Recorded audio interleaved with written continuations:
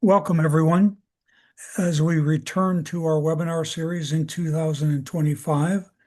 And thank you for Katherine Graves for being here with us tonight to give a presentation on 504 plans that are very useful for getting your kids what you need in school and for making, well, I'll let Katherine tell you what it's all about. But the first thing I'm going to do is just to introduce Casey McKenna, who is a senior program manager for education. Casey will introduce our speaker, Katherine, and then Casey will manage the questions and answers as we get to that point. And so let's begin. And Casey? Okay, great. We are so pleased to have with us today Mrs. Katherine Graves. She is just entering her 20th year of teaching and advising in Alabama, where she teaches family and consumer sciences. She also holds a Bachelor of Science in Family and Consumer Sciences Education, a Master's of Arts in Educational Administration, and an Education Specialist degree in Teacher Leadership, all from the University of North Alabama. Outside of education, Katherine is a passionate advocate for Fabry disease awareness and education, driven by her own journey as a Fabry patient and as a mother to a teenage son also living with Fabry disease. Some of you may have been lucky enough to see the patient panel at the 2024 Fabry Family Education Conference, where Katherine was able to give us a little bit of information about 504 plans. And we realized that there were a lot of questions, and we weren't able to necessarily devote the time that the topic needs, and we wanted to be able to share this information with the wider community. Now, as Jerry said, if you have questions that come up along the way, feel free to pop them in the chat, and I'll keep track of them. Otherwise, we'll hold questions until the end. Without further ado, welcome, Katherine. Katherine, thank you so much for being with us. Just let me know when to turn your slide. Okay, thank you. Like she said, my name is Katherine Graves. I've been a teacher in the state of Alabama for 20 years. And this is something that I have to deal with on a daily basis as a teacher, as well as a parent. So I'm going to start by just giving you an overview of what a 504 plan is. So a 504 plan is a legal document that is developed under Section 504 of the Rehabilitation Act of 1973. And this plan provides accommodations for K through 12 students and college students with disabilities, so that we can ensure as teachers, as educators, that they have equal access to education as well as extracurricular activities. All right, you can change the slide.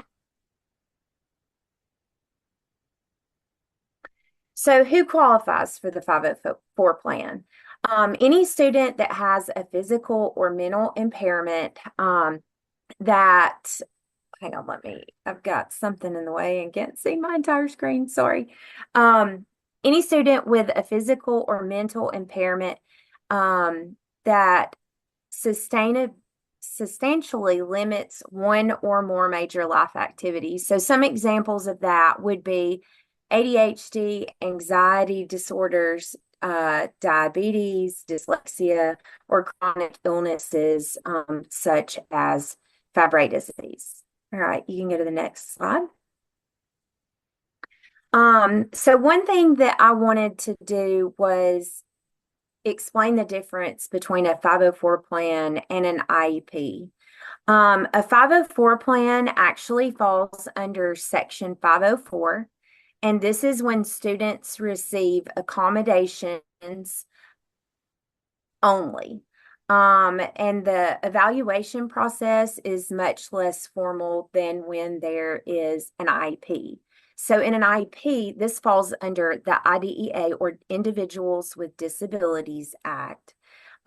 Students receive specialized instruction and accommodations, and the evaluation process is going to be much more formal and comprehensive. and an IEP supersedes a 504 plan. So I want to give you an example of that. My niece, who also has Fabry disease, has a 504 plan. But last year it was determined that she needed speech therapy. So in turn, she was given an IEP for her speech therapy. So her IEP actually supersedes her 504 plan. So anytime a student has an IEP, that is going to trump the 504 plan. Okay, you can go to the next slide. One other thing that I wanted to give a brief explanation on, this was a question that I had in the panel, was about an individualized health plan. So this is just a plan that's written, it's developed with the school nurse in collaboration with the student and parent, as well as healthcare providers. And this is to manage a student's specific health needs during the school day. It's used if medications or any kind of medical treatments are needed at school.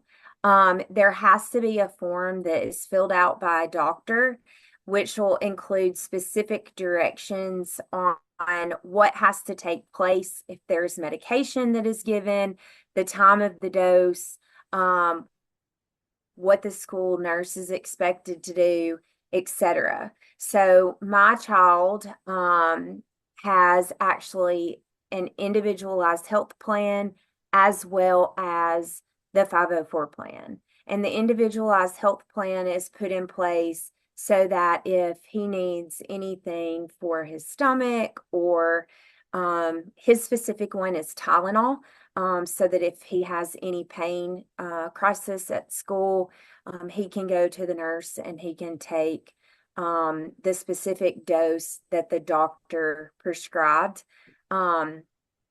So that is what the individualized health care plan is, and it is different than the 504 plan.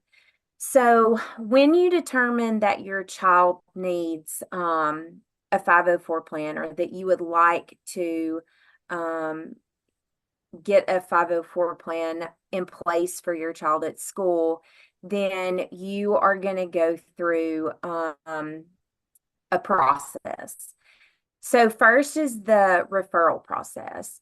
And in the referral process, parents or teachers are normally going to make this referral. So the school should have a referral form that is specific for your state. In just a second, you will see a picture of Alabama's referral form. It's going to ask specific questions like, what's the reason for the referral?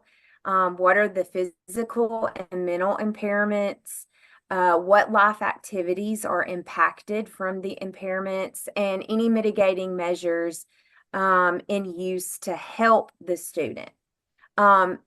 Be prepared with a diagnosis letter from your doctor. You can have your diagnosis form. You can have a list of symptoms. The school has to have documentation of the reason for the 504 plan. And this is important. I went prepared with the letter from my doctor. I had the symptom list from one of the drug companies to show and prove why my child needed this. All right, you can go to the next slide. Sorry, my computer is slow to act here, changing slides.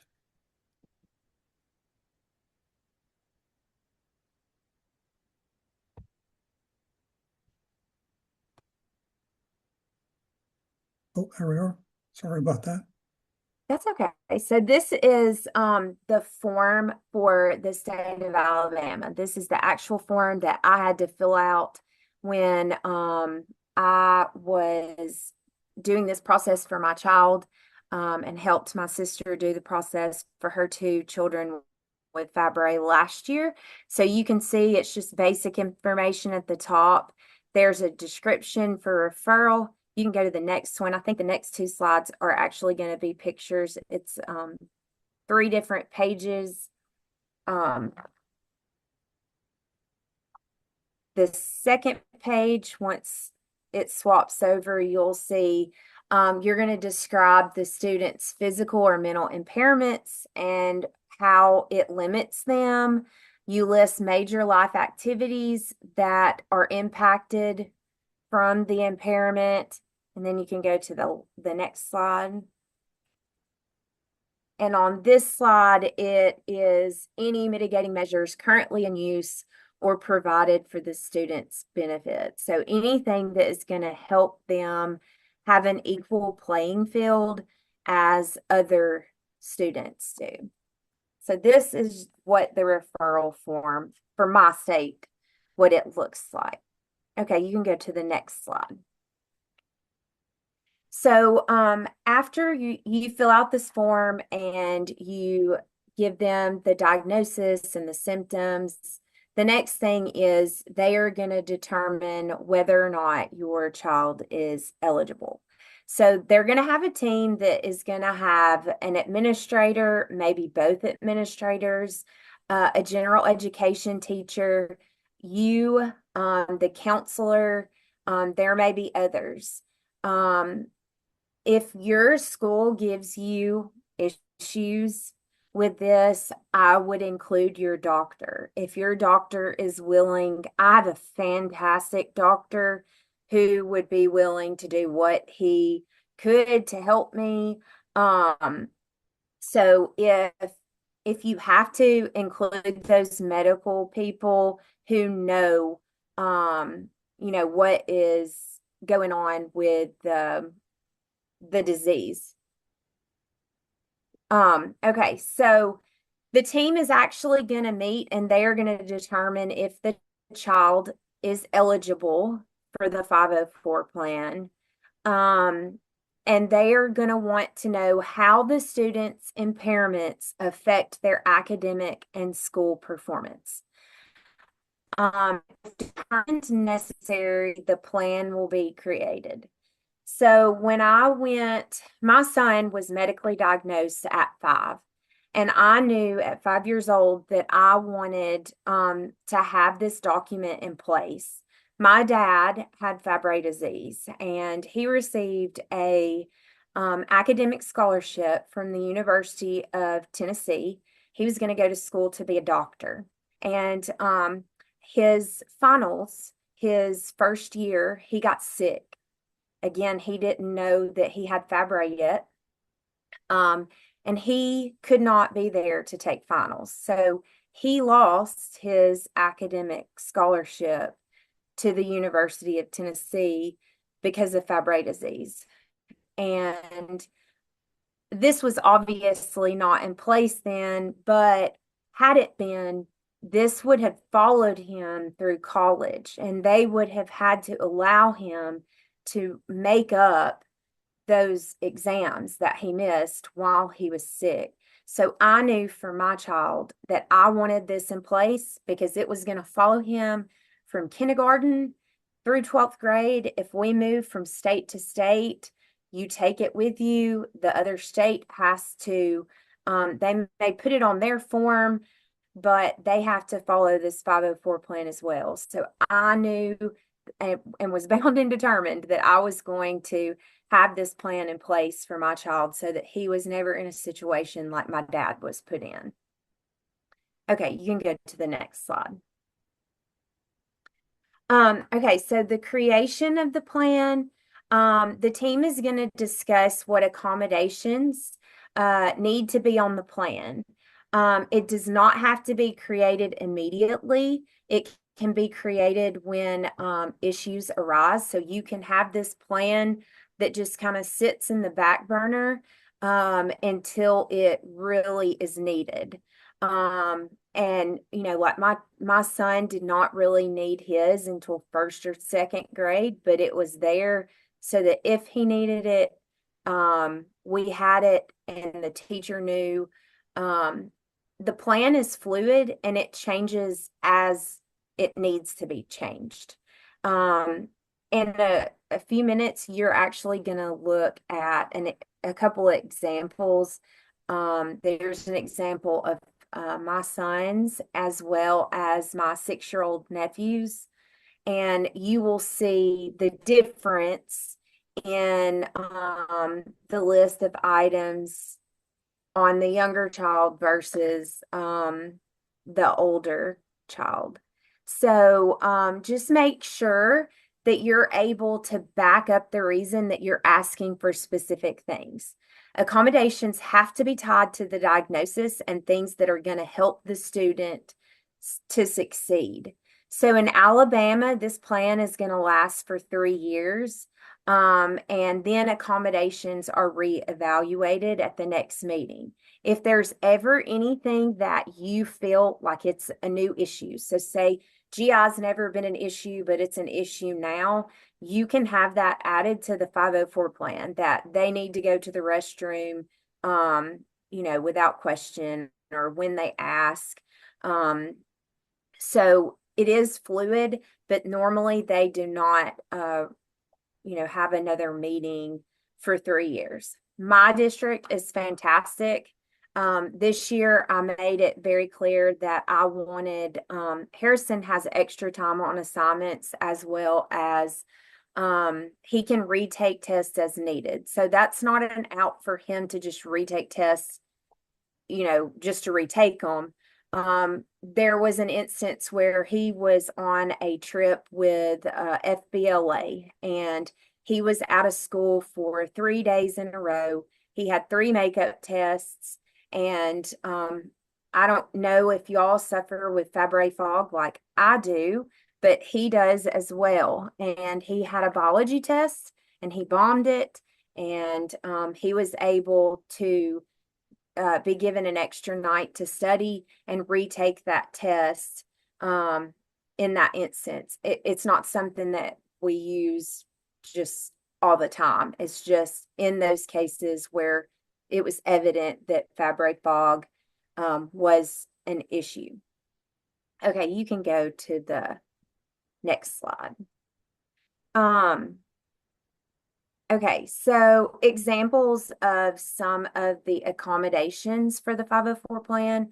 I just made a list. Some of these are on my son's. So extended time on tests and assignment, retake tests as needed, preferential seating if that's needed, behavioral support plans, modified homework load, the use of technology or assistive devices, breaks during the school day, bathroom is needed, water is needed, may sit out of PE. That is a big one here for us because in the state of Alabama right now we have a heat wave and it is 90 degrees with about 90% humidity. So when they're going outside on the playground, in the hot afternoons, then sometimes that is needed. Absences due to treatments are excused. Normally, school systems are going to be fantastic about working with students on this, but some are not. There's a local district here just on the state, across the state line in Tennessee, that this year they are no longer allowing doctors to count for absences. Doctor's notes are unexcused absences. So having this on your 504 plan is very important. My nephew has to go 2 hours away for his treatments because he has severe reactions. And this is one of the ones that is listed on his 504 plan. Points not taken off for poor penmanship. My son used to have that on his because, believe it or not, in 3rd grade, he had a teacher who took off points for his handwriting, and a lot of that had to do with his neuropathy in his hands. So I had that added so that she couldn't take those points off because it was from his Fabry disease. Occupational therapy, that was also one that my son had to help with the neuropathy. We did it at school as well as outside of school. We have taken that off since, but that is something that the school provided to him free of charge because it was deemed necessary. I did have to have documentation from my doctor why it was needed, but they did provide that. And then time and a half on standardized tests. That is also one that you can have. Now, what I've listed here is what my family has used. That includes my nieces and nephews. Your child may be different and may need something different than that. I've heard, I think a lady at Fabry Camp told me that she had it put on there that her child's classroom had to have air conditioning. We are very fortunate that our rooms at school are air conditioned, so I don't have to worry about that. But anything that makes it an equal playing field for your child. I do want to say this. So my son in 7th grade decided he wanted to play football. I did not want him to, but he did because I'm not going to tell him no. If he thinks he can do it, then I wanted him to do it. My school system provided misting fans. They provided cooling vests. They provided ice down towels at all of the football games, and at practices because it was deemed necessary by his doctor. And that was all part of his 504 plan. They had to provide that free of charge to us, to make it an equal playing field for him to participate. Okay, you can go to the next slide. Okay, so here you can actually see, and I know that this is small writing, but you can see these are the 2 examples of the plan. The one on the right is my son's. I don't care to tell you that. It has my name on it. Anyway, the other is my nephew's, and you can look at the difference on my nephew's. You can see that his says bathroom is needed, allow students to sit out of PE as needed, water as needed, and then absences due to treatment excused. We actually have an absence in our computer system where they can label it as a 504 absence. So they will put those in as 504 absences. And then you can see on my son's, it's a little different. His is bathroom is needed, water is needed, can sit out of PE. The treatments are excused.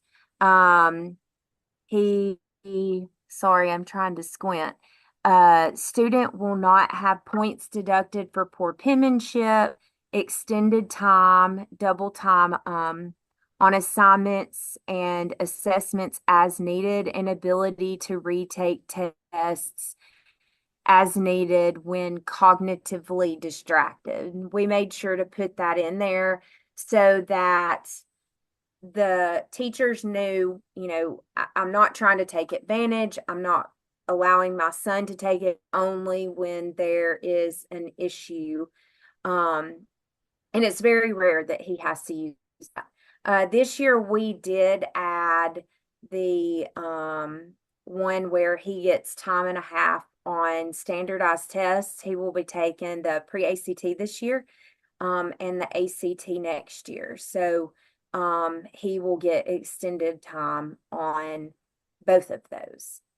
And when they make the video, you can probably zoom in and you can see all the details at the bottom of these forms.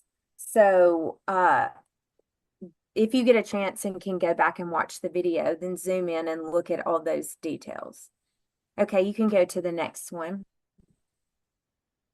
Okay, so this, the 504 plan is a federal law.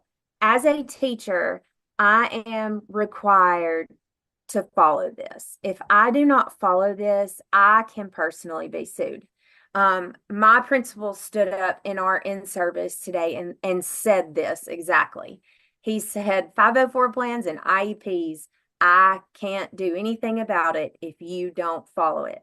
It is a law. Um, your student's school is required to follow this plan. Um, the plan is going to vary from state to state. Um, you know, your form might look a little different than one that I provided for you to look at. Um, they also provide things, and this is what I was talking about with football, where students can participate in extracurricular activities based on their needs. I did have to provide that letter from my doctor, where she was suggesting what he needed for those activities. She actually got in contact with my doctor that I see and now my son sees, so that he could kind of give her some insights on what they felt were necessary for that. So if that is an instance where you need something for an extracurricular activity, be prepared to have a letter or have a doctor ready to say why you need those things. These plans follow students throughout all of their years in school, from state to state and college. And I told y'all why, to me, that was important, because I had a personal experience with my dad. And that is why this is very important to me. One of the questions I always get is, what do I do if my school system won't do this? You have to be persistent. You are your child's advocate. You are the only person that is going to advocate for your child. If you get lucky, you may have a teacher that will advocate for your child, but more than likely, it's always going to be you. You know them best. You know what is best for them.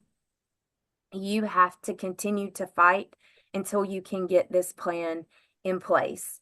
There are some advocates out there that you can reach out to help you if your school system refuses to do this. But again, this is a law and they can't deny you this. I think that might be it. Jerry, you want to go to the next slide? I think that might be my last slide. I've pushed the button. I'm waiting for it to respond. I think that might be it. The last one might say questions.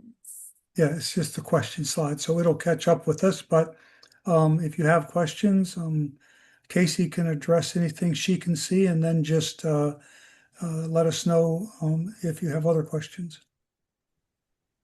And thank you so much, Catherine, for going through all of that. It's the second time I've heard it, and I'm still wrapping my brain around it. So those anecdotes in particular are helpful. Right. As Jerry said, if there are any questions, feel free to pop them in the chat, or unmute yourself and ask them.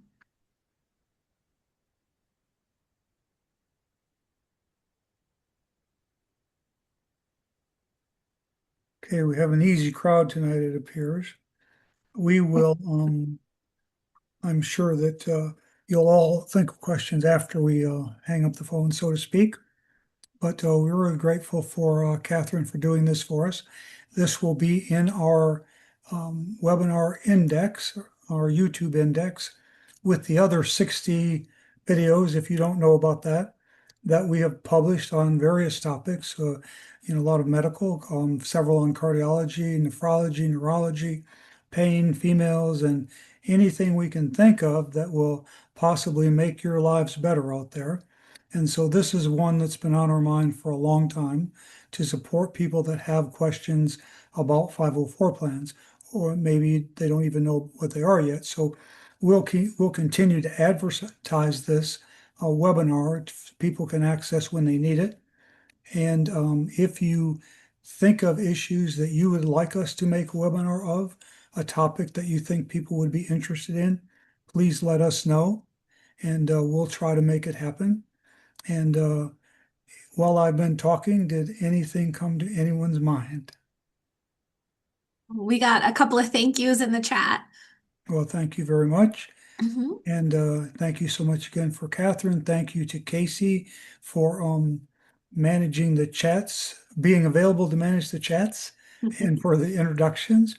And as always, we spend our lives trying to figure out what we can do as an organization to make your lives better. And I don't, we don't do it because we have to. We do it because we love it. I mean, many of you might know my history, and this is what I spend my days doing. So, thank you for being out there, and we'll continue to do what we do. And good night to everyone. Thank you, everyone. Thank y'all.